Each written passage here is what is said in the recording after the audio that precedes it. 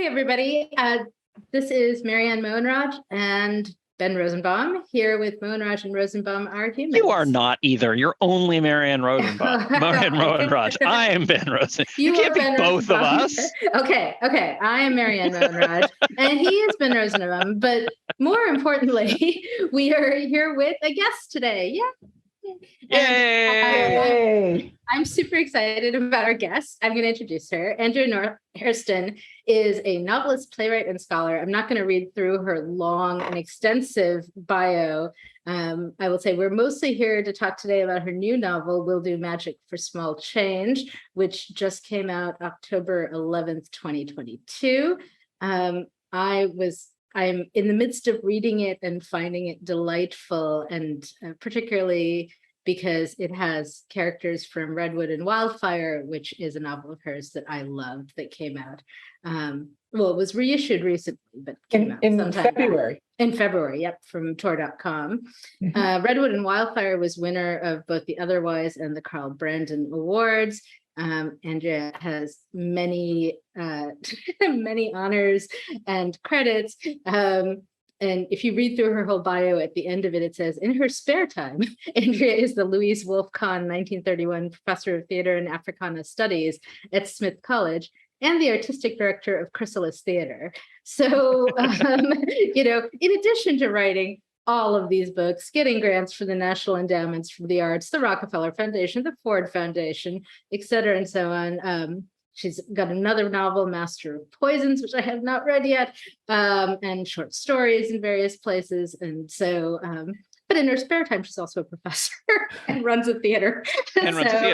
Yeah. So, and I would like to hear some of that about that too, because we have not had a playwright on the podcast. So I think that would be really interesting to hear about too. That's what I wanted to kind of start with and dive into is, Andrea, if you can talk a little about your theater work. Theater and film become big in both Redwood and Wildfire and We'll Do Magic for Small Change.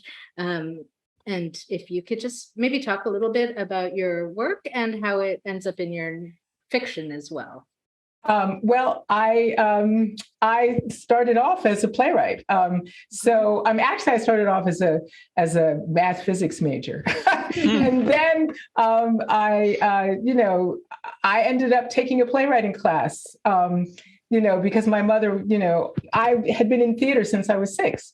So and I always did theater my whole life. I did plays, and my mother assumed that I would be a physicist who did plays on the side. I went, oh, well, let's take playwriting because, I like to write. So let's just see what that's about. And that was, serendipity. And then I ended up the second semester of my junior year in college, shifting to theater completely. And I'd already been doing stage managing, and I did all the tech stuff because I was a math physics wonk, right? So I could do special effects and do lights, and, lights was what I did a lot of, and sound, or make weird things happen. Because, hey, I know how to do that. And then, so I basically ran away to the theater and never went back. But I was a math textbook editor for a little bit because, wow, you can make money doing that. And I did plays at night. I started with a group of other people, a playwriting, a theater in Boston while I was working at Houghton Mifflin. So even when I was like a, math textbook editor, I was doing plays. And one of the things about doing plays is you form a group and you create meaning together. And so there is absolutely nothing that compares except for some spiritual thing. That's the only thing I can think of, because all together you make a whole world and you transcend your individual self. So it's something that has carried me through my entire life. It's like this, either thinking about doing it or doing it. It's definitely the way I get to figure out who I want to be in the world.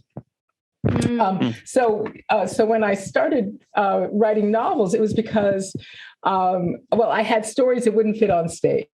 And I also wrote screenplays too. And I didn't, I won't say why I didn't pursue a screenwriting career, but let's just say racism and sexism had a huge part of that. So I didn't do it. But theater, I could do it. I could produce it. I had, I could gather people. You could do theater like right now. We could all do theater. So that's one of the things I like about theater. It's very much like possible at any moment. That's why you have flash mobs, right? You can suddenly create a group of people out of improvs who didn't even know they were going to be in a play, and then they go for it with you. They will join you, or they will be audience cheering you on, which is also what you need, right? Audience completes a show. So the audience is like, wow, what are you all doing? And then their view makes you reach that other level, which I like. So, and that's related to the version of magic that you have in your books too. That magic is theater magic generated by someone who believing in you. That's sort of right. Yeah, and I actually that's what I meant by it's spiritual. I actually believe in that magic. I mean, completely, because I've been there over and over when it happens. There's a moment in Shakespeare in Love where everything seems to be falling apart, and the guy is stuttering, and one of the actors says, it's a mystery. It's a mystery. How are we going to get it all? And then all of a sudden, the stutterer can speak his lines. Everybody comes together. Gwyneth Paltrow shows up and magically it happens, and the audience is hanging on it. And I've been at those moments over and over and over again in my life. So when I was writing magic, so the first book I wrote, Mindscape, there's a film crew, and they're making a movie. It's in the far future. But I won't. Yeah. So I start off, the first book I write has people who are trying to make movies in it. And I didn't realize I was doing this. And, it took me a while to realize, you can do this intentionally. So when I get to Redwood and Wildfire, which I was trying to write another book, and their story interfered. And I realized, okay, I have to write your story first. Okay. So that book interfered. And so I said, all right. Can I just ask about that? Was it another book that was in the same world and they were side characters who took it over? Or was it just another thing totally different that? I've now written 3 books trying to write that book. So so it was this huge story. I went, this is too big for a play. And I didn't know how huge the story was. So I wanted to talk about how the past impacts the future. But then I realized, but you really should know the past specifically if you wanted to impact the future. So I went back and figured out who Redwood and Wildfire were. And faced the fact that I think Marianne and I were talking earlier about writing about difficult things. So I felt like I don't know enough to write about the struggles of people in the turn of the 20th century to make theater and film. Now, I'm a professor of theater, and one of the classes I teach is about taught was about minstrelsy and Wild West shows and the struggles of people at that time to make theater and film. So I actually know a lot about it, but I didn't think I knew enough about it. And up until that point, I hadn't written anything that was historical, even though I had done a lot of research. And so I was teaching this class, and I taught it for many years, and I had lots of students who were doing research projects, and we were all, investigating it, and all of the wonderful things that happened in the class. I realized, wow, whoa, we all, a couple of us dismiss how hard this is. I would never have been in a Wild West show playing a wild Indian, right? Or I would never have put on blackface. Yeah, right. Every theater person I know would probably have put on the blackface, right?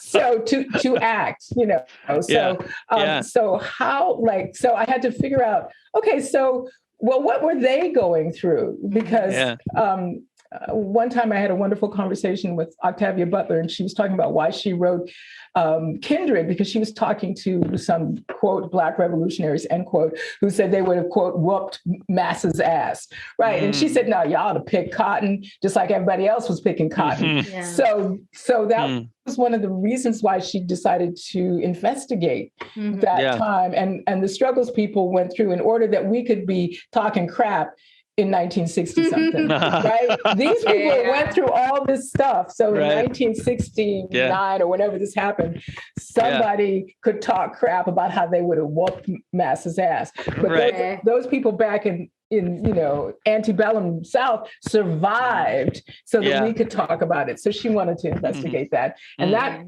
conversation was in my head. And I was like, oh my gosh, yes. And then my grandparents and great aunt who lived at the turn of the 20th century were in my head telling me, you can write that. Aren't you a professor? I thought you were a professor. Don't you teach this? What's wrong with you? Come on. It's called research. Yeah, you can do the research. You can write it. And I said, but nobody talked to the women. And then, because I wanted to write about the women. So I could do research and find out a whole lot about the men, but you couldn't find out as much about the women. There was a little bit here and there, no personal stuff. And nobody talked to them and asked them, well, how did this feel? Or what did you want? And then, the voices were like, yeah, but don't you write speculative fiction? I thought you were like, like you could do the what if you were isn't that the subjunctive case? You come on, girl, you can do better than this. I don't want to hear it. So since they were prodding me and had passed on, but I have internalized them. So I went, okay, so they're still with me and they will not let up until I write this. So I will. That's of course in the book too. Like,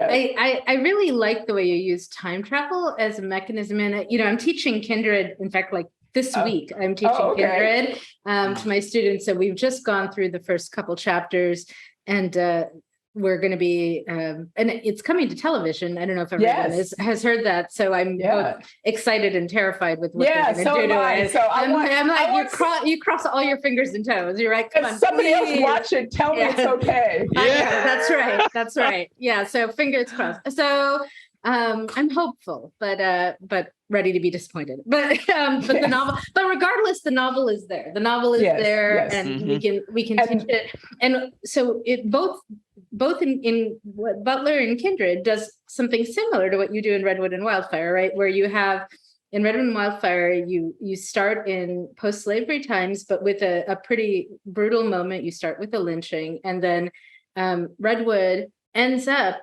at various points in the novel going back in time to the Chicago World's Fair, and is having to experience being a Black woman in that era, in that time and place, right? And Kindred, similarly, she goes back in time to slavery and is and is in that time and place. And I have to tell you, I think you haven't. I meant to send you a copy as I have a little homage to you in Wildcards when we were doing, which is the closest I've come to that kind of collaborative work, is this shared world universe. But we did one time travel book, which is I think it's not out yet. It's coming out soon. But my character is a South Asian woman, and George asked us, like, what time period do you want to do? And he was like, Marianne, you're in Chicago. Do you want to do Chicago? And I was like, I want to do Chicago, and I want her thrown back in time to the World's Fair. So that's because of Redwood and Wildfire. So thank you for that. And that makes me wonder, because there's another science fiction book with time travel to the Chicago's 1893 World Fair that I read recently, which is, and I wonder whether it was an influence, which is in Annalee Newitz's The Future of Another Timeline, I think. The Future of Another Timeline. They go back we can ask her. Yes, so I think it's really the same. It's Kairos. It's literally, they go to Kairos Street, so it's they're passing each other. I almost wonder if there's a cameo. I have to go back and read and see if that's right. We should put in a little cameo. We should all have a moment. Have a moment. That would be pretty. That would be pretty awesome. Because so my character is a dancer, and she ends up dancing on Kairos Street, passing for Egyptian. Right? She's Indian. But Sri Lanka, so I can't remember. She might even be Sri Lankan, but she passes for So anyway, that's a little side note. I had another little side note. I'm going to take us all the way back to tech, just because I think you'll appreciate this. So in high school, I was not an actor. I'm still not an actor, but I did a lot of theater and I did tech. So I did mostly lightboard op, some stage managing. But once I was the sound designer and soundboard op person, and we were doing what's the name of the play? It's the And Then There Were None, Agatha Christie's. Oh, And Then There Were Agatha Christie, None, yes. which starts on an island in the middle of a storm. And so they'd sent me out to get like storm music, and I'd gone to the library and gotten a record, because that's what we did back then. With which was like traditional English storm music. I was really proud of having found it. So I brought that in, and we only got to play it at the dress rehearsal. And thank God we did, because it's this very tense opening to a murder mystery, and here's the storm going, and then suddenly you hear bah, bah, because it's a traditional English storm with traditional English sheep, right? And it totally would have wrecked the mood of the play. And so it was fine. So we skipped over that part, and it was all fine. But anyway, that is my soundboard tech story, and I felt the need to share it with everybody. Wow.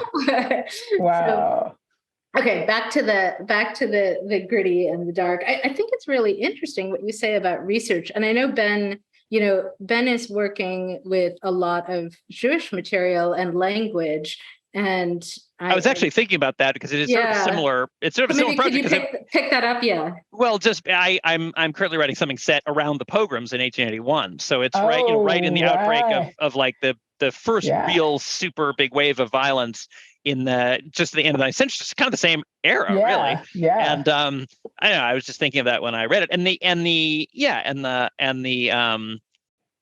it's funny how that's, I don't know. I mean, I'm curious what you would say about Marianne's question about handling the material, but I think it's interesting that it's like, I noticed how much specificity, like I came with this very, like just growing up, I had this kind of ahistorical perspective, like, well, there were, the Jews were oppressed, and then sometimes the Christians would come and kill them, and you know what I mean? Like, I just had kind of like, and that's how it was from, I don't know, the year 1000 to like 1950. I don't know, just kind of like, the Holocaust at the end, that's kind of like the big, that's like the finale. But, it was just a very vague, blurred out, and it was just very interesting going back and learning like all of the very specific like episodes and details, and like good times and bad times, and how it went back and forth. And when the thing I'm writing now is a sequel to like a role-playing game I wrote, in which I sort of just had a bunch of different like grab bag lists of things, and it didn't have to be all, because it's a role-playing game, so interactive theater thing, so people are creating it at the table. They didn't need to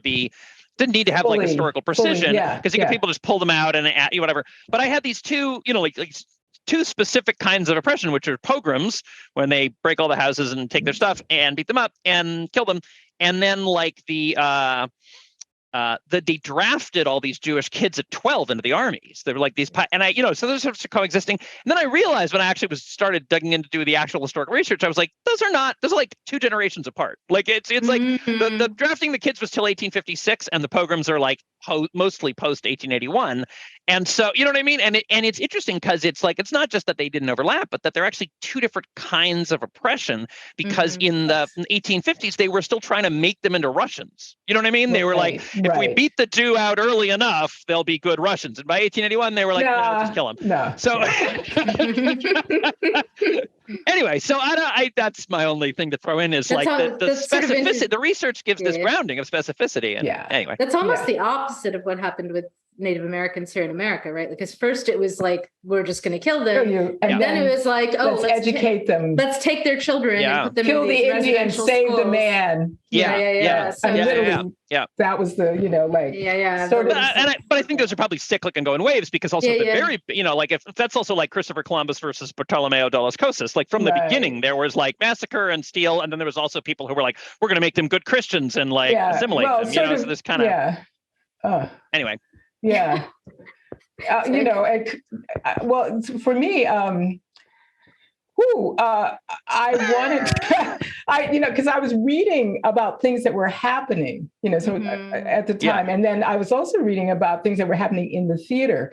And so how narratives were being constructed in the late 19th century. Well, from 1820s to 30s, you get the beginnings of the minstrel show, and you get the whole idea that you can create ethnic types, which become ethnic stereotypes, and that only one type can play all the types. So that, becomes basically the Christian, the WASP, the white Anglo-Saxon Protestant can play women, can play Indians, can play Irish who are Catholic, can play Jews, can play Germans who are Catholic and weird, so all, and you get, blackface initially means I am not the WASP, but I can be a blackface Indian, I can be a blackface Irishman, I can be a blackface Asian person, so it's coming from the theatrical, you put on white or blackface. It doesn't really matter up until about the 1820s or 30s. It's like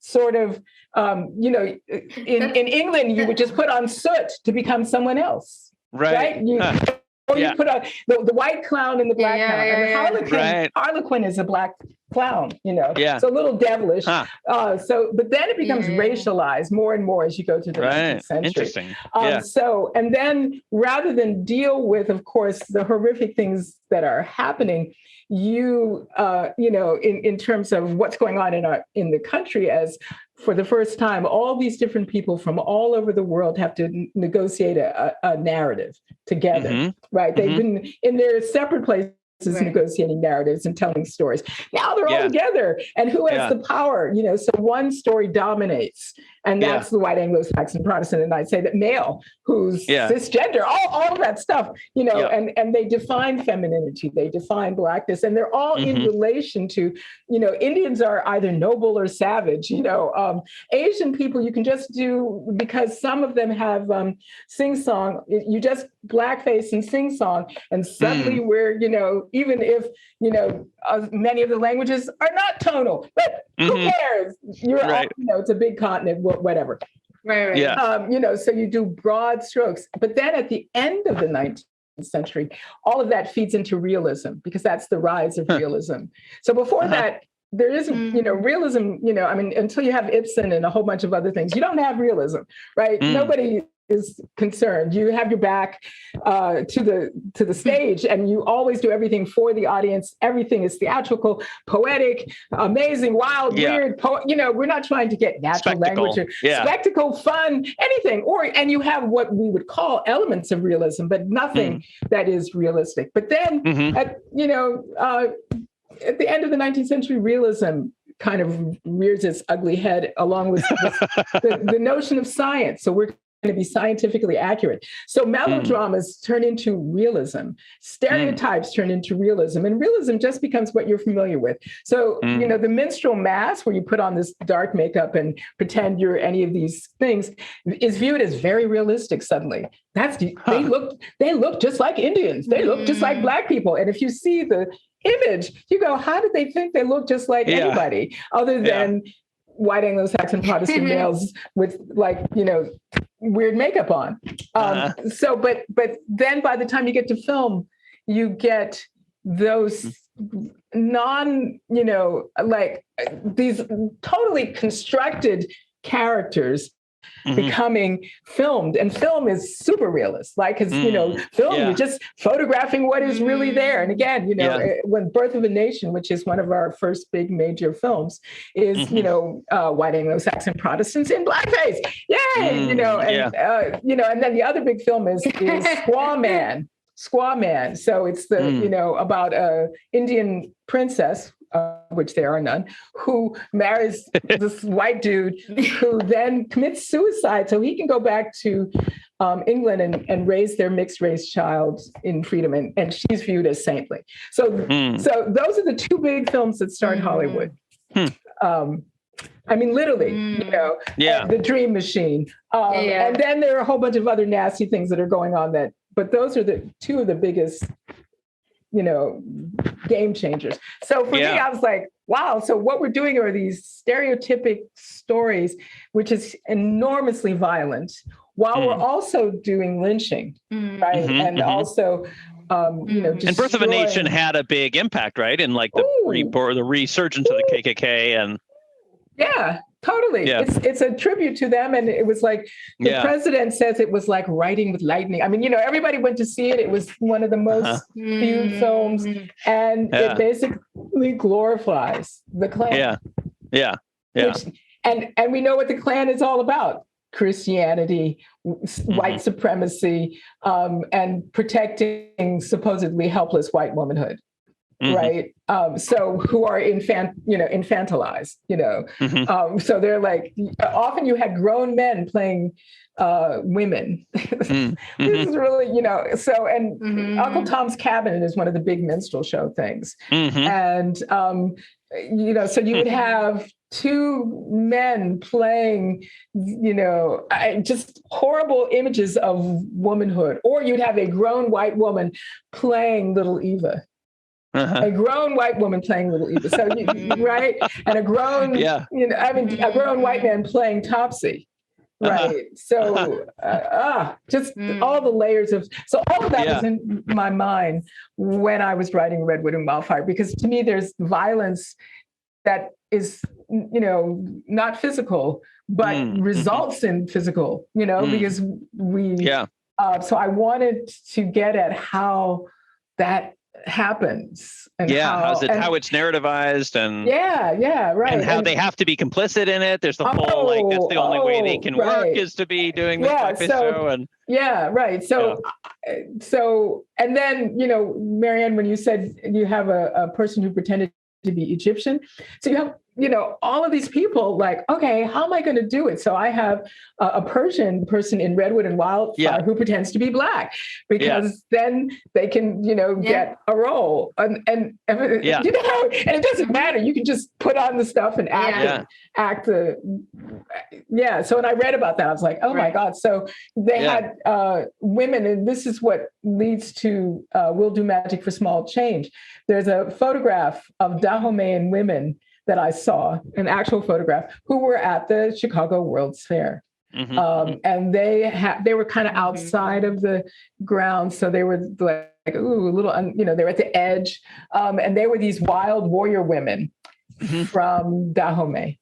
And I was like, okay, who are these women? So I read all the newspaper articles on them, and I read what people said about them. And of course, no one talked to them. Right? So they didn't interview the women and say, this is how they feel about coming from here. And maybe they were in Paris beforehand doing the show before they got here. And I'm like, what the hell happened to them in Paris? What are they doing here? What is going on? And I had vague notions about the Dahomey women warriors. So I had, some research on that. I went, you need to find out more about them. So We'll Do Magic was, back to my, grandparents and great aunt saying, oh, you're a professor, do the research. So I did a lot of research on, I had already done research on West Africa, so I was familiar with the topic, but I hadn't really, honed in on this 1893 Chicago moment. So I wanted to get at who are these women? What did they do? What did they do in Dahomey? What did they do in Paris? And what did they do in Chicago? And so that's all in the book, because I did the research. And again, we're not talking to them. So I realized, okay, we're going to speculate. And this time I decided, though, I felt more comfortable coming up with Redwood because I could use my great aunt. I mean, literally, that's why I dedicated it to my great aunt. I could use Redwood. I mean, I could use her as a model. Literally. Her voice, her mannerism, her sensibility, her power, her all of that just goes, I'll just use you. Since you told me to write this book, it's your fault. You will be a character. Guess what? You gotta be in it. So writing We'll Do Magic, I didn't have that. I was like, okay, I don't know anything like that. I don't know. So I have an alien. To Dahomey, because that's how I felt. I went, okay, so if I'm going to tell the story, it has to be in some way. I have to show how, dodgy this telling is. So I will have an alien who is not claiming to know more than an alien. And I have dropped into this world, and I will tell you the story of these people. And you hear through me what may or may not have happened, because, I'm dodgy, as I can't quite, and I even have the aliens say, can't quite remember what actually happened or what I think happened or what I made up. So I really wanted to... Right. It's a layer of distance from possibly knowing the women who were, on display, and who were performing, and whose stories we didn't record. I mean, because I read all the books I could find and did all the primary research and read in German because, and it served, what is his name? The English, Richard Burton goes and sees Dahomey women, and his remarks were very interesting. So, I read, explorers who saw them and what they said about them, but, very little from their, what they said about themselves. So I have like three things I want to everything you say, like, sends off like 20 different threads of things I want to talk about. So it's hard to narrow it down, but I want to say three things. One is, for anyone who's interested in the women, these warrior women of Dahomey, these are the same women, I'm right, that are in The Woman King, the film that just came out. And so I just want to say, like, if you've seen the movie, you should go read Andrea's book. We'll do Magic for Small Change and get a fuller picture. So I wanted to recommend that. It's super interesting that your book is coming out at the same time that this movie is huge, right? So I have yet to see the movie. I haven't either, but it's in my queue. It's in my queue. I want to see it. So because everyone said, "Oh, did you know?" And I went, "Well, I wrote this book a while ago, and it's being reissued, and they decided to reissue it now." And then this came out. So, but I did meet. I interviewed. Viola Davis was at Smith in 2016, and I interviewed her. So she was at Smith, and we were on a big stage. And we talked briefly about and that was when the first version, or the first time We'll Do Magic came out, was 2016. Super interesting. So, and then a second thread I wanted to pick up was when you were talking about how in the minstrel shows there were, basically white people could play all the roles. It reminded me of Charles Chestnut and the Gifford Grapevine, which I know Andrea knows, but for everybody else, it's a story that is, it was collected in Dark Matter. It might be the easiest place to find it. And I think what was my understanding is that it was shocking at the time, and it's written by a Black man who writes it in two voices. He starts it in the very standard formal English of the white people of the day, kind of, right? And then they tells a story of them meeting a Black man in a vineyard and a grape vineyard, I guess, where grapes are growing, and who's a trickster figure and makes a fool of them with this ghost story. But the Black man speaks in AAV, and I don't know if that's the right term for the language he speaks at the time. But the author goes very smoothly back and forth between the two, and there were people who just didn't believe in the newspaper accounts at the time that a Black man could do this, right? That he could be able to write in both of those registers. And so it makes me think, like, part of what you're doing here is a reclaiming, right? In saying, anytime you write about the minstrel shows, or, you take on the authority to be able to represent all of these people, right? So I don't know if that resonates for you, but it was. I mean, in my first book, I have a character who does African-American vernacular, right? And people were really mad at me because she also understands physics, and I can do African-American vernacular. And remember, I was a physics math major, and I'm fluent in German, and I studied French, and what? I mean, you are a little bit of a prodigy, so but they were talking to me, saying it's impossible. That's different, I'm like, okay, excuse me, but hello, I'm like sitting here. Existence proof. Right. I mean, you just said it's impossible, not rare. Rare is different than impossible. Right. I agree. So it was just sort of like, whoa, it was like erasure. It was actually erasure. I'm like, And I told my German friends who were all like, wow, that's weird. I mean, because they have a different view of racism, right? They have their own view, but it's not that you can't speak 5 languages. And also a different view of dialect. Yeah, right. That's what I'm saying. It's not that you can't speak 5 languages. Like, because I speak French and I can do my Bavarian and I can do this. So they were like, and they were trying to understand why. Well, it's 5 languages, and they also know that there are languages and dialects. Languages are the ones like somebody made a dictionary and organized it, but it's a dialect that somebody picked to be the national one that will make a dictionary out. Exactly, right. So and and then there's other towns that speak their dialect, right? Yes. Like every town speaks a dialect. Sometimes one becomes the seat of the country, and you make a dictionary. That's how language get a language.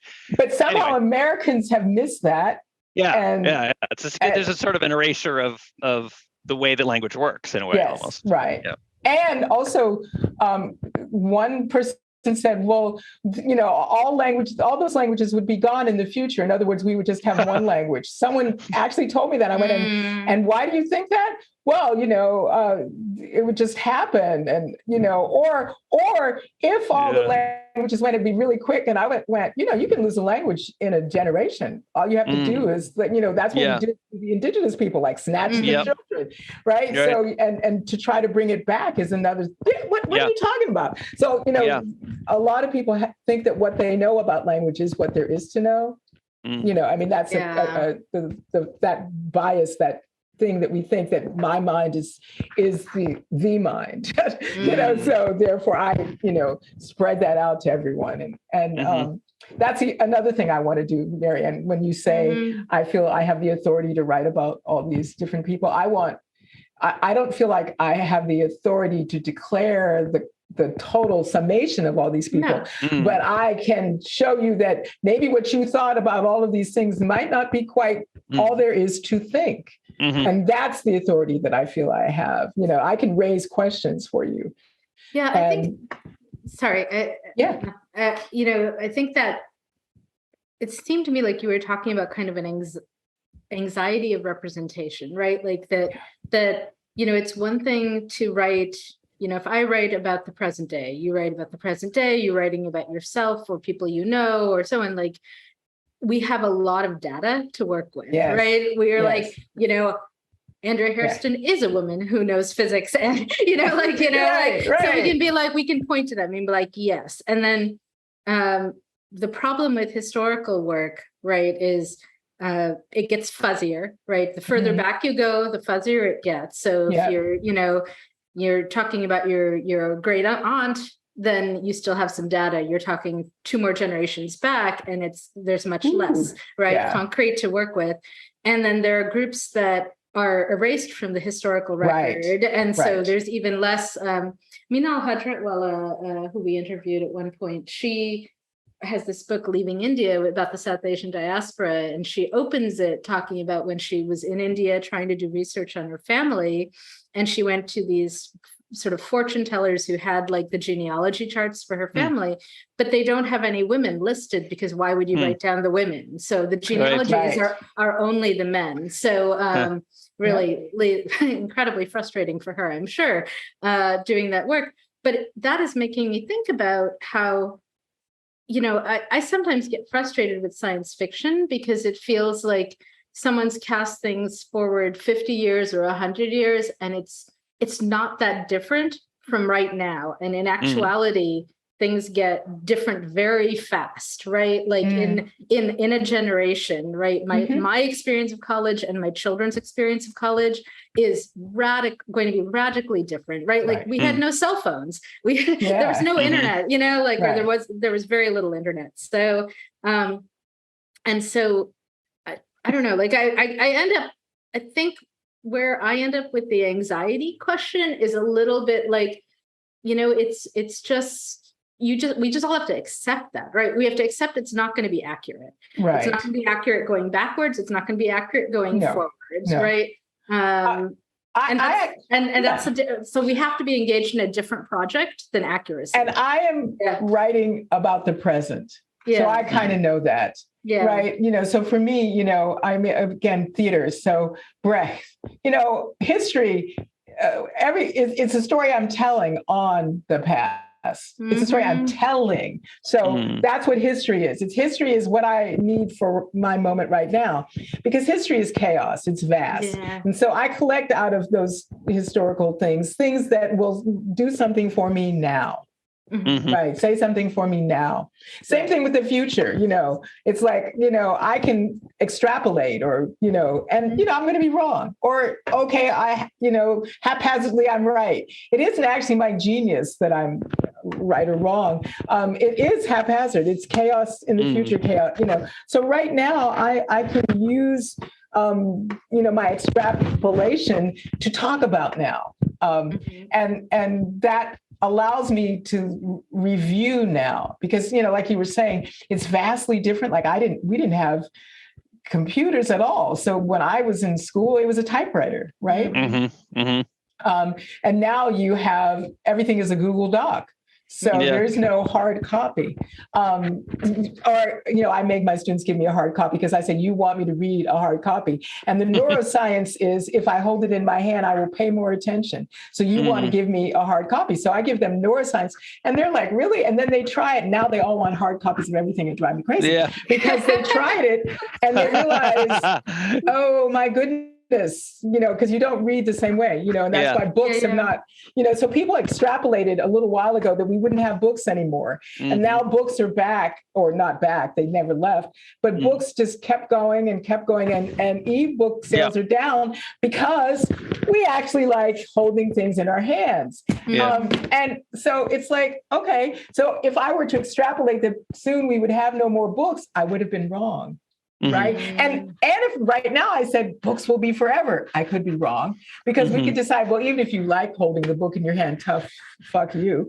We're just everybody has to have like the Kindle Nook, right? Even though we have proof that is, you read better, you like it better, touching, you like things you can touch and flip and hold and grasp.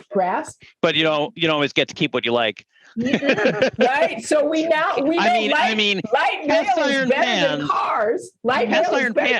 Horses are better than cars. Cast iron pans are better than nonstick pans, but you can't find, it's very hard to find. You can't, right. Light rail, better than cars. Better, but yes. Yeah, but now we have light rail, better than cars, but Massachusetts, we turned all the trolleys into bike paths. So that's a good thing. And light rail may come back. And we may, like, the cars may die. I hope, please. Oh.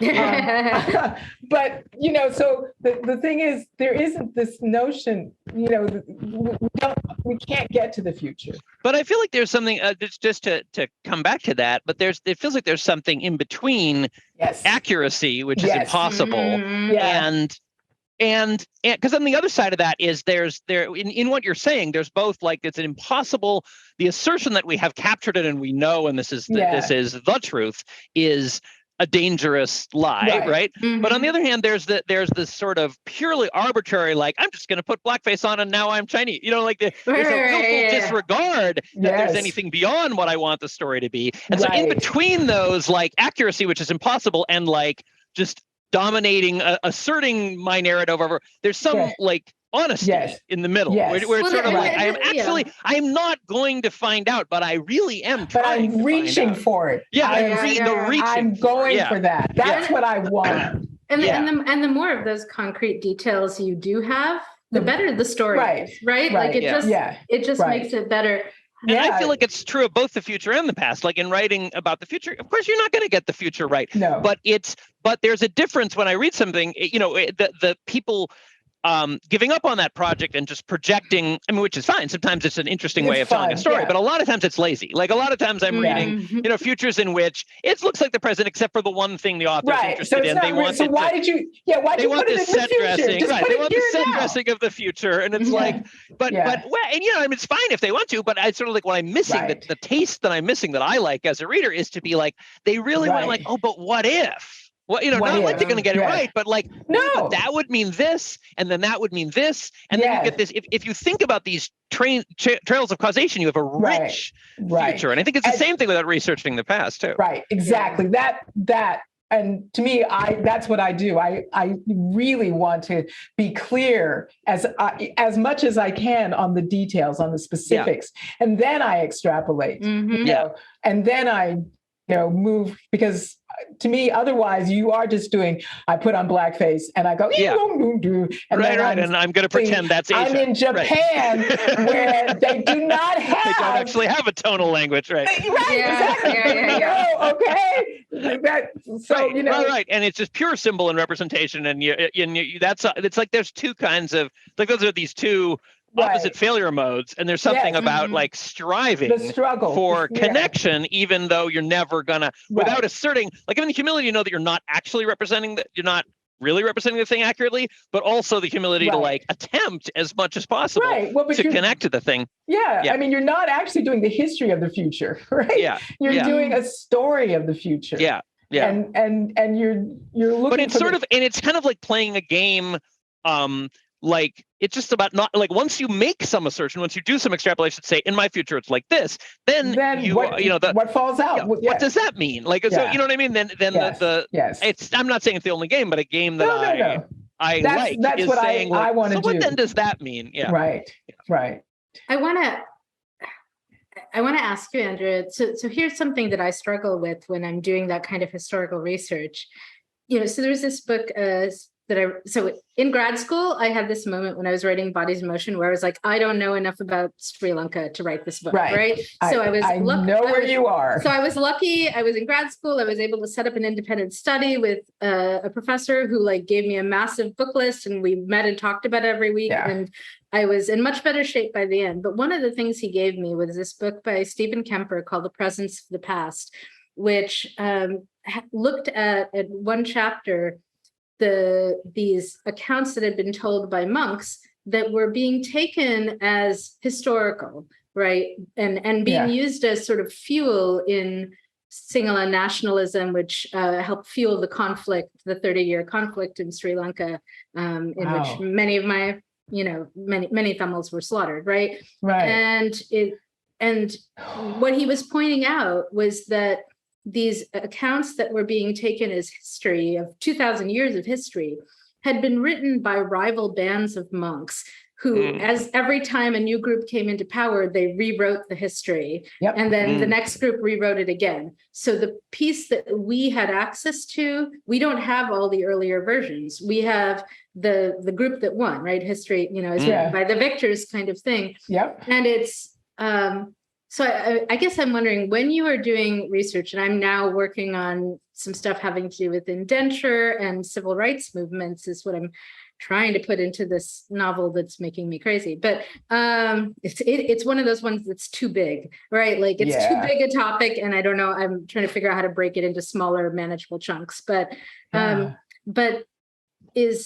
do you talk to your students maybe about research and finding the accurate, knowing how unreliable so many of these accounts are and how biased.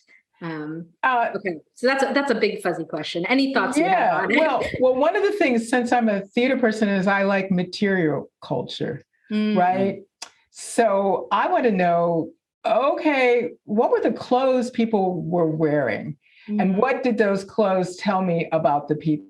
Right. In other words, if I put you in a certain costume, you have to move a certain way. If I put you in these shoes, and if I put you in this corset, and I put you in this, and I make your hair, you have to do certain things. So, so I really encourage them to do, first person accounts, newspaper articles, and all that stuff, but also look at the material culture, what objects do we have? What can I look at? Can I look at posters of the movies that we don't have any accounts of? I looked at a lot of movie posters particularly of the women, because we didn't keep the womenens films, and there were a lot of women filmmakers, more women directors at the turn of the, during the early part of film than now. Okay. Yeah. Wow. Because it was sort of like YouTube right? Everybody was doing it. And then after 1914, it solidifies into the Hollywood machine. But before that, everybody like, oh, I got a camera. Oh, let me make a film. And then that film stock disintegrated. And then some of it was preserved. Some of it was, saved, but a lot of it, gone. And so I went to the Smithsonian, which I love, in Washington, and they have a lot of material culture. So, and I was looking at, indigenous culture and African-American culture and American. So you can go and you can see the clothes, and that actually, I allowed my body to just respond like, oh, like if I were like making these little shoes for my children, who am I? And that, and I spent all this time on this thing, and then this was beautiful to me. So that allows me emotional access to, it's like watching a bowerbird. I really don't know what's going on inside of them, but when I see that they make these outrageous artistic things, and I feel them, because then I realize, okay, we all love beauty, and this is actually some stuff that biologists are working out, that we all like. This makes us, and this is what you think are beautiful. Then when you look at what crows do versus bowerbirds, and like the crows are like into shiny, weird, and so I get a sensibility, an artistic sensibility between the crows and the bowerbirds, which I use in Master of Poisons. Like, who likes what, why, and who are you? And I can emotionally relate. So I try to do material culture and things like how did you set up your house? What did you eat? What food did you love? And so all of those details allow me the accuracy that may be missing from, like, we didn't talk to the women. Yes, but I have the shoe that this woman made for her little baby, right? Or I didn't, and these are the careful, recipes. Like, we have recipes from women, but we don't have their thoughts. Okay, so things like that. So I looked at those things, and then I looked at a lot of photographs, because they have amazing photographs. You can go to the Smithsonian. And they had, and again, I'm lucky because I was interested in early film. So the few early films that we have made by these, they have them. So I could watch. That's amazing. So if you go to the Museum of the American Indian, you can see the films that were made by the woman who was in Squaw Man. She and her husband made films with the money that they got from Hollywood. They made their own films. Wow. And so you can see a few of those. You can also see a few films made by Black filmmakers and a few films made by women filmmakers who would have been lost, right? So yay, Smithsonian. Well, and also I would say the work you're doing, the work they're doing, the work that Sheree Thomas did in putting together Dark Matter, right, is a battle against things being lost, right? Yes. And I'm reminded of, when I was doing, I have a new cookbook coming out, Vegan Serendip, where I was looking for more vegan Sri Lankan recipes. And one of the things I ran across was, you talk about recipes, was this rose petal salad, but it was a recipe that was collected from, I believe, a scroll from a pretty ancient document in the Jaffna Library. And I found it in a cookbook that someone had put together more recently. And I was able to include it in my cookbook. But during the conflict, the Jaffna Library was burned, right? And most of the material was destroyed. It's a huge tragedy. And oh my God. So if this woman had not written that recipe down, and now I was able to do it and hopefully propagate it out further, it would have been lost, right? Like, and so, it's I don't know, it's I guess I just want to emphasize the value of that kind of work that you're doing, because things do get lost, and they get lost.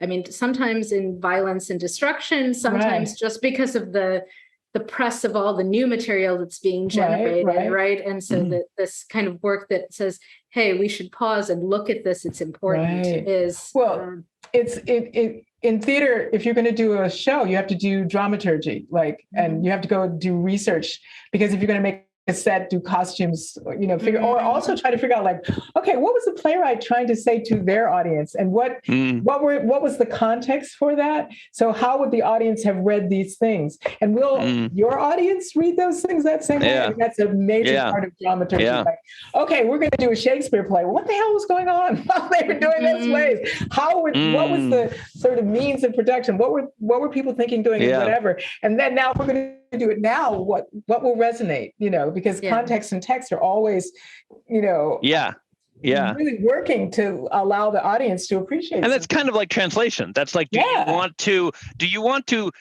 say word for word what the words in the joke are, or do you want the audience to get the joke? Those are two different things that are in tension. And if Shakespeare's making all these political jokes that the people of the time would be like, laughing their heads off because he's satirizing some political figure, is it a more accurate translation for you to be, or a rendition for you to be satirizing the same 16th century political figure, or is it more accurately to do one now, because that's what the audience, then you're really delivering what he delivered. So people resist translations of English translations of Shakespeare. They resist, but it allows me that headset when I'm writing my own stuff.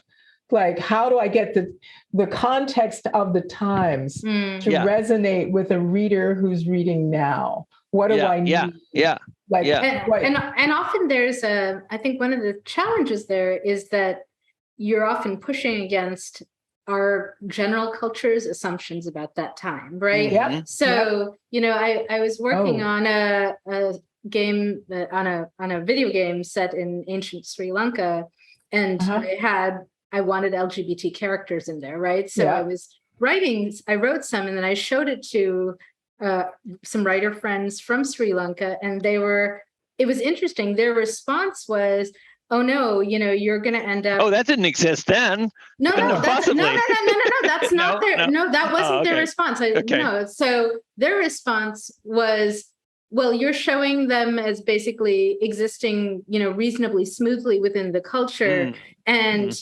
they probably would have been far more harassed, far more, there would have been much more violence directed against them. And the reason they were concerned about it was because of Sinhala nationalism and the way in which the current government likes to talk about the glories of the past and how it was such a wonderful time. Interesting. And so it was a lens that it would not have occurred to me that would be an issue. Like, here I am trying to show, like, there were probably some LGBT people who were somewhat accepted by their communities in various ways. And I still think that's true, but they were concerned with this political framing. That's very interesting. It was super interesting. I still have not quite figured out how to handle it, but it's, anytime I write about Sri Lanka, I want to talk about it being, for many thousands of years, a fairly peaceful multi-ethnic society. I think that's important, right? And that colonialism and the British specifically deliberately aggravated tensions between groups, right? Which is a common pattern. Did that all over the world, yes. But again, like my contemporary Sri Lankan writer friends, like Yudhanjaya Vijayaratne, who writes science fiction as well, and who we've interviewed, but will say, be careful, because there were conflicts back then, and be careful you're not glossing it over as glory days, right? The conflicts just were different than they are now. And right now, I mean, depending on where you are, the notions of gender and sexuality were different, and so that's back to the context text trouble. How to represent that, how to get it, like women dressing as men, for instance. In the late 19th century, African-American women performers dressed as men and performed. And Redwood does this too. And so it was a major practice. And when they dressed as men, they didn't necessarily have to wear blackface. They didn't have to be buffoons. They could be honorable characters. One of his Honor the Barber, that one of my favorite actresses from that period did, and I will look in Redwood and Wildfire, which is sitting right here because I dedicate the book to her before Ada Overton Walker. And she dressed as a man. She dressed as her husband even. because he got syphilis, and then she performed as him. Wow. So, and then there were lots of women who did this, and which is an echo of because Redwood's wearing Aiden's clothes. Yes. Oh yeah. So that's right. Yeah. Right. So women did. Some of those women were queer. Mm-hmm. Some of them were not. Right. Sure. So, but it was allowed. In other words, you could do this, and people knew that some of the women were queer. You just didn't talk about it. Right. Yeah. So that you have people, particularly, artists on the, the circuit, who were performers, who dressed as men, who really were into, like genderqueer, what we would call genderqueer, and dressed as men in the streets. As well as on stage. So you had the range of possibility, but it was still viewed positively. So it was one of the ways that you could get away with being queer, because you were also signaling that you weren't a buffoon, because you were honoring you were a proud, dignified Black man. You're taking on maleness as a... And you were showing that it wasn't the grinning, stupid idiot, but his Honor the Barber. I mean, that's one of the plays that Ada Overton Walker, or characters she played, is Honor the Barber.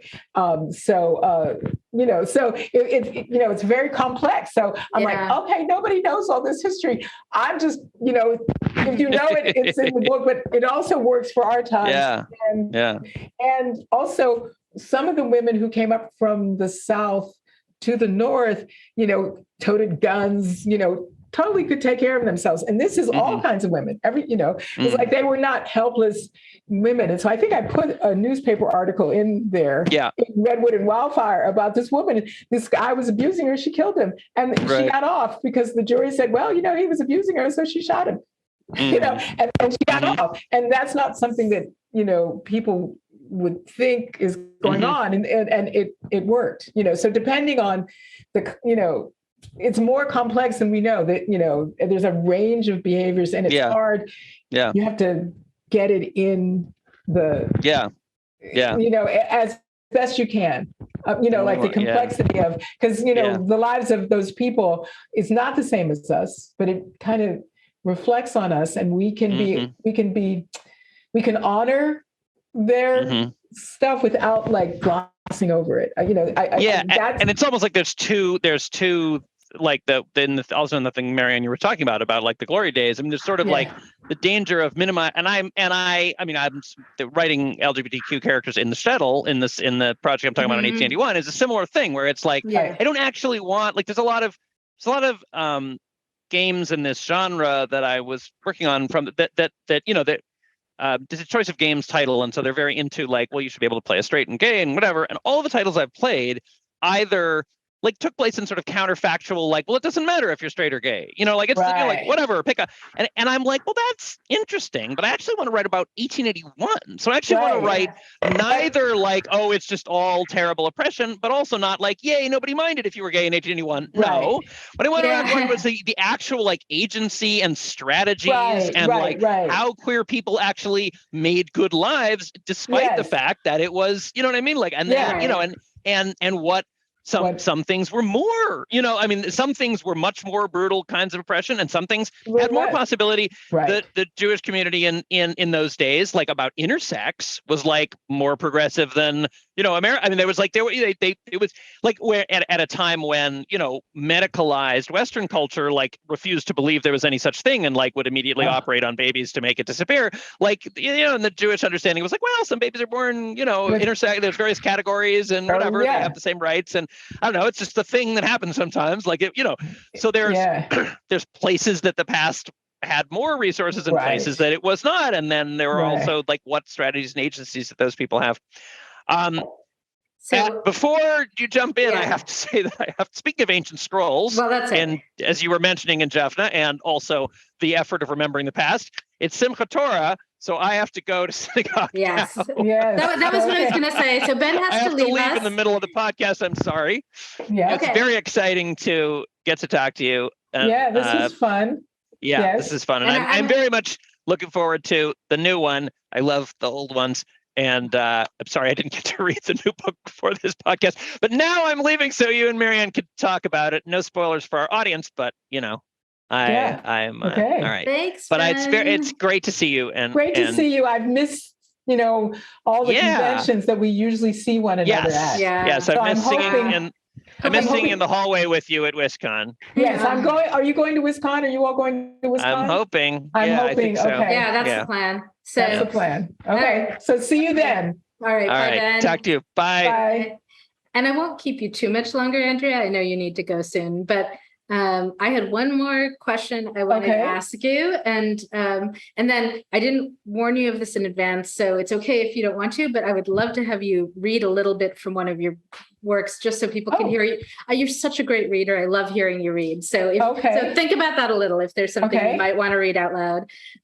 But my last question, and I admit, like this whole interview, I've been feeling like, I have one of my aunties in the room. I can ask her all my questions. So this is a little bit for me. But, when I was working on Bodies in Motion, I found it kind of overwhelming doing the research, right? There was so much violence, so much brutality. I had to take breaks. Like I was down at the University of Chicago one day, reading through the archives, and like I hit a point where I just couldn't anymore. And I just went out and sat under a tree and wrote a poem, and like just couldn't go back in and face the material. And you write about Redwood and Wildfire starts with a lynching. In the part of We'll Do Magic for Small Change that I'm in right now, there have just been a reference, and you do it in like a line or two, so it's not graphic, but a reference to several rapes / coercive bartered sex, depending on how you want to frame that, and a rape. That's a very explicit one. And I guess I wonder, like, how do you, like, the books also do not read as a depressing catalog of brutality, right? You balance it with enough humor and joy that it's, that I can keep reading them. And I love the ending of Redwood and Wildfire, and I expect to love the ending of this one. But maybe if you could talk a little about working with this kind of material and advice you might have, or things. How do you keep from being overwhelmed by how awful it is, I guess? I'm not totally sure. So what I'm saying is what comes in this moment. Of course. My grandfather, who I dedicate Redwood and Wildfire to, was a Baptist minister. So, and I'm not really Baptist. I didn't ever believe, but I was like his favorite grandchild, because I would come and listen to him as he prepared his sermons. And on Saturday, I would go over and hang out with him, and he would be talking about what he was going to talk about tomorrow.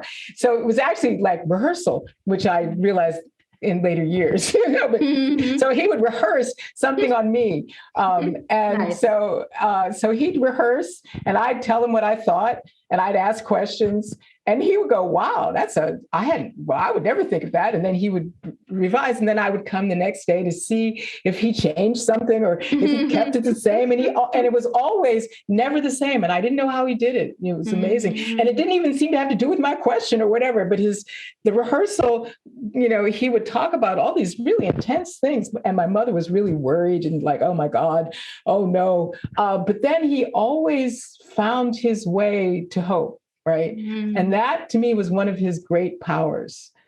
I was just amazed, because the day before it would be really bleak. And then the next day, even though it was really bleak at the beginning, it was never bleak by the end. The whole church was up and singing with him. And I was really struck by that. And also the fact that another time with him, he walked into a knife fight. People were having a knife fight, and he just walked into it and stopped it. And I said, whoa, and I was there freaking out. And then he invited the people who were having the knife fight to come have ice cream with us, because that's what we did. And so they were going to join us to have ice cream. And I'm like, I don't want to have ice cream with these guys who just had knives out and were trying to kill each other. Right. And so, and he said, I walk with Jesus. That was his phrase. So, I walk with Jesus. So I walk into the knife fight with Jesus. And I went, God, he's willing to die, not to kill, but to die. Oh my God. So I was really profoundly struck by the depth of his faith. And I don't share his beliefs, which I didn't at 11 or 12, and don't now. Right. But I recognized that the belief was the power, not, and I was like, that's why I said earlier, this is a spiritual practice. Yeah. So for me, that I have to find the hope, because that's sort of from him, and then my great aunt was a union organizer. And so she was like, okay, if there's a problem, you just get a group of people and we'll figure it out. I mean, so she was amazing. And so, I don't know, at 75, she started a Head Start program and got a 10-year plaque at 85. That's amazing.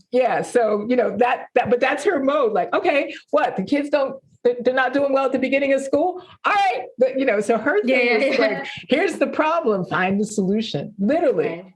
Right. Don't, and face the problem, face it, then get your group, feel better, and then, my grandfather would say, have faith, and you put it all together and then you're able to manifest and do something. You don't have to be overwhelmed. You're not alone.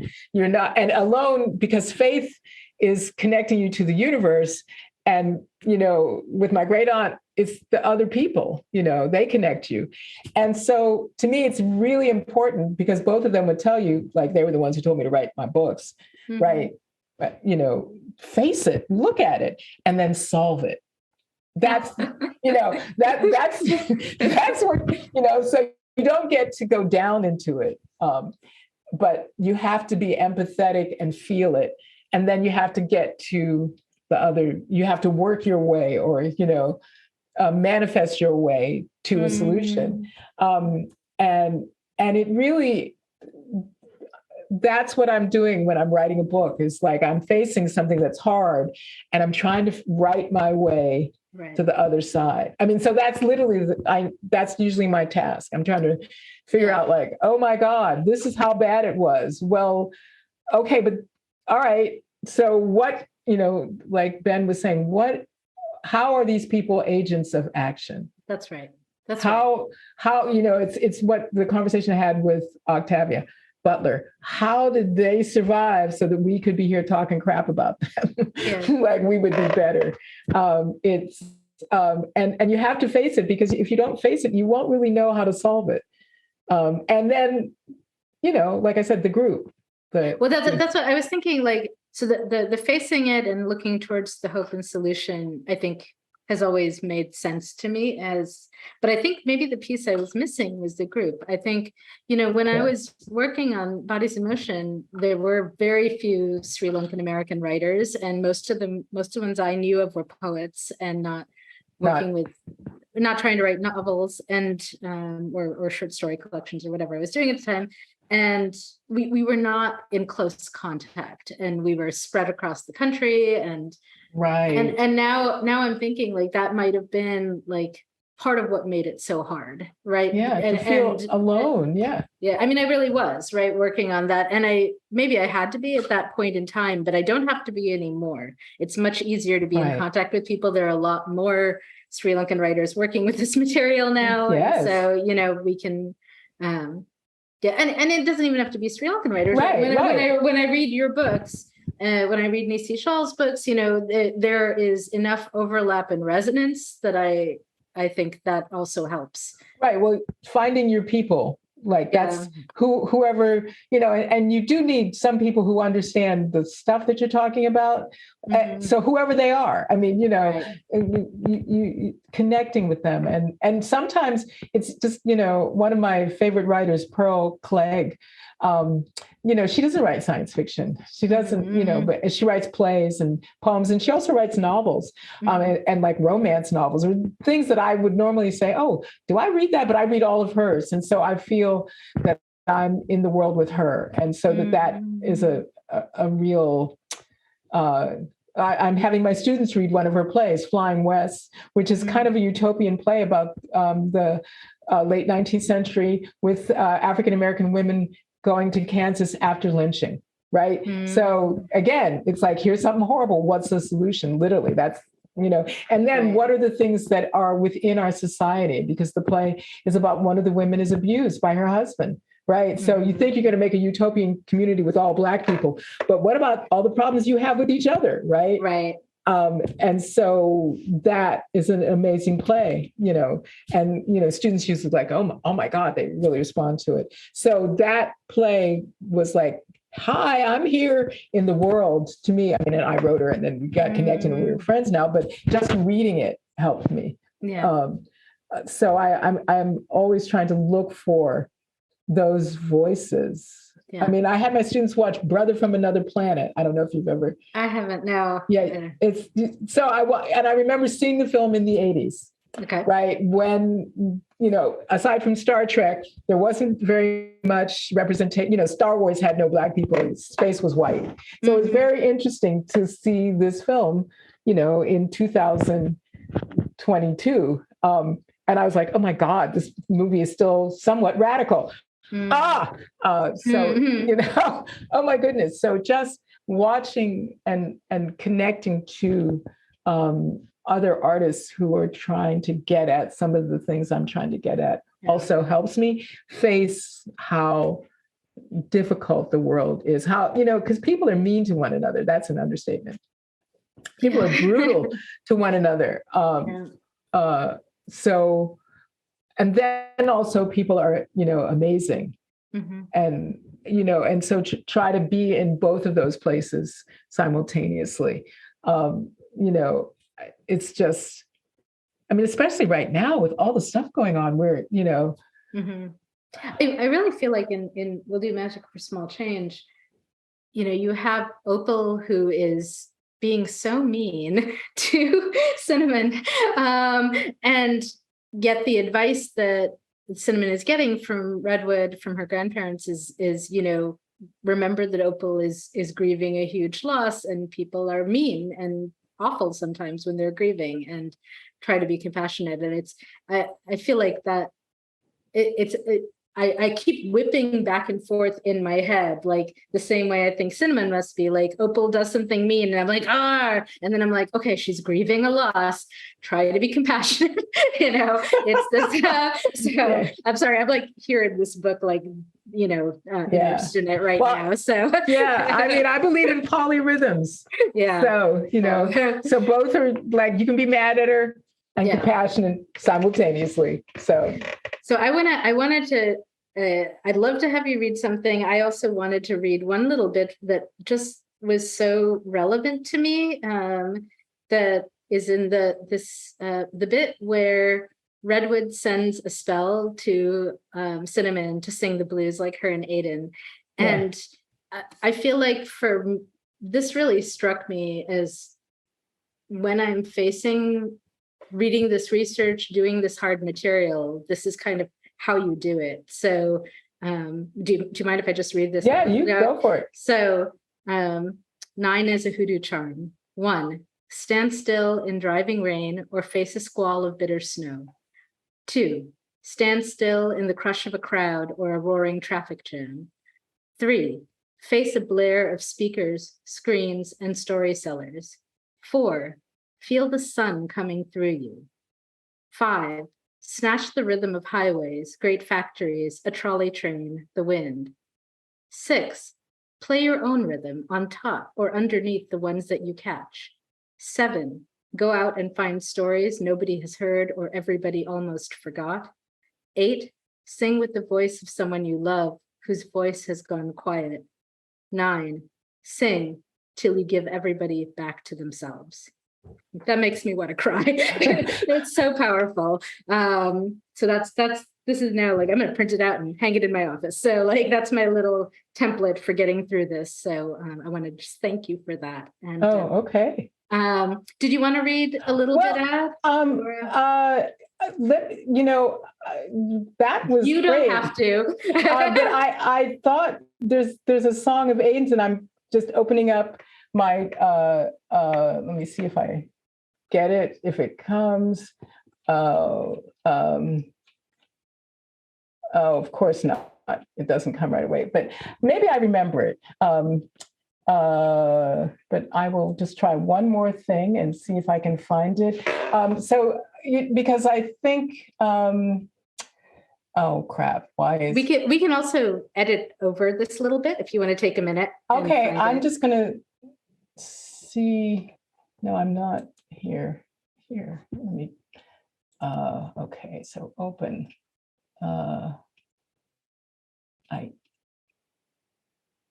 Okay, so here it is, hopefully. Okay, so I think I have found it, but okay. So this is a song of Aidan's, and Pan has sung the song, but I think it works just as, like you reading a Redwood spell. And I think the two of them are companion pieces. And this is in We'll Do Magic for Small Change. Nobody can burn what you're holding in your heart. Nobody can turn the truth riding on your breath to ash and smoke, to pain and regret. How much you want to bet? Nobody can set the spirit on fire except with love.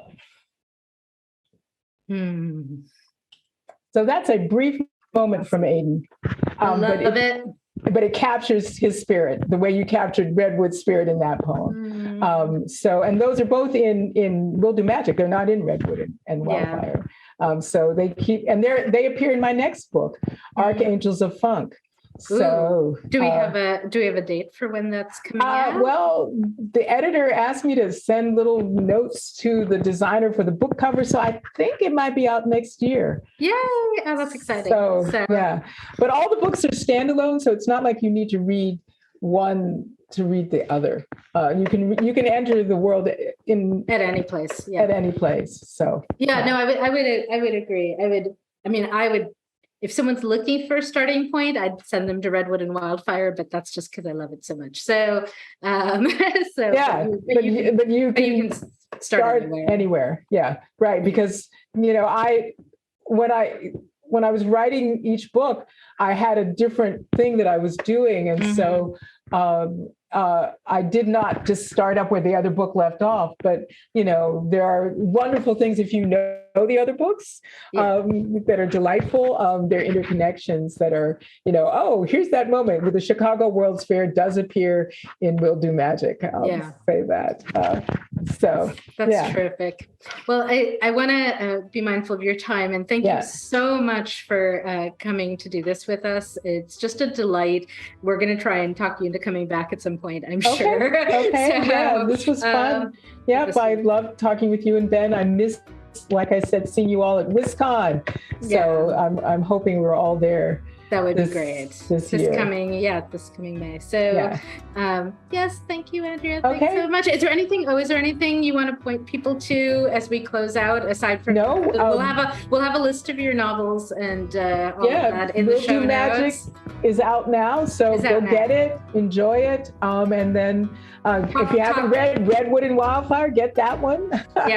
And talk them up. Tell your friends. Tell your friends. Yeah. Okay. All right. Thank you. Thank you.